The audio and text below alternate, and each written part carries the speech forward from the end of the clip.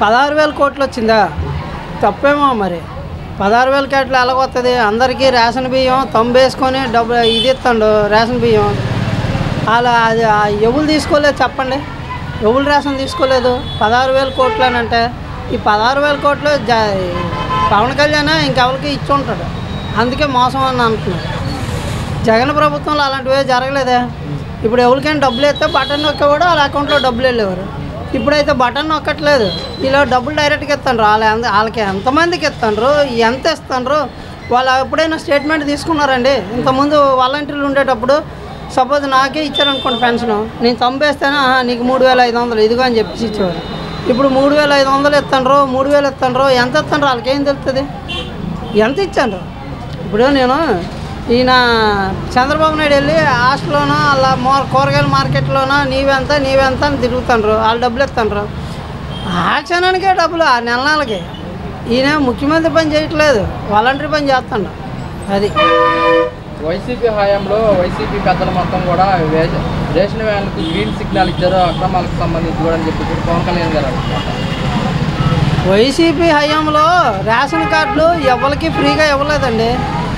అది కూడా డబ్బులు కట్టించుకొని వాళ్ళ జీతం ఒక 20,000 అయితే ఆ 20,000లోన కొంత అమౌంట్ ఈయన కట్టుకోమని ఇచ్చున్నారు.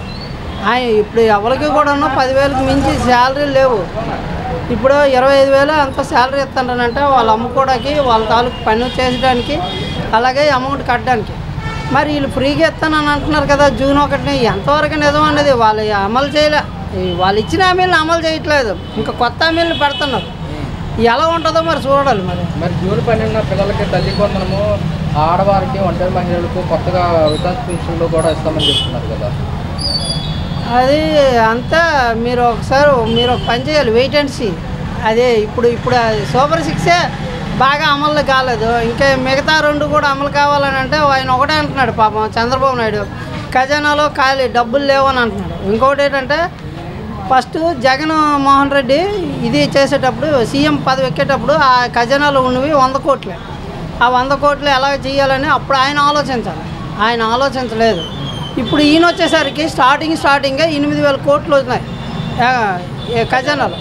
8,000 కోట్లు మరి ఏటి చేశాడో ఏటో తెలియదు. పేదవాళ్ళకి ఇల్లు కట్టిస్తానన్నాడు. పాపం పేదవాళ్ళ ఊళ్ళో వీళ్ళందరూ ధనవంతులు, పాపం చంద్రబాబు నాయుడే పేద.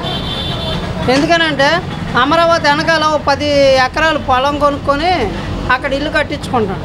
ఇల్లు కట్టించుకున్నాడు కానండి పంచభూతాలు కూడా సహకరించట్లేదండి పాపం. ఎందుకనుకున్నారు? అమరావతి స్టేట్గా క్యాపిటల్ అమరావతి అని అన్నాడు.